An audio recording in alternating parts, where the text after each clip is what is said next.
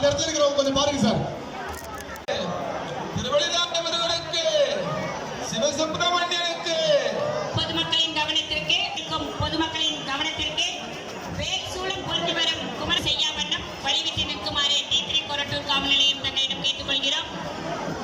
கோவில் இருக்கக்கூடும்.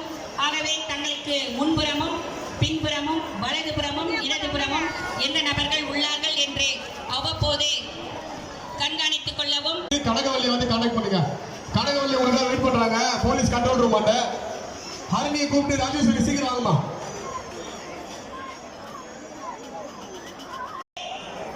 சிவசக்தி வாழ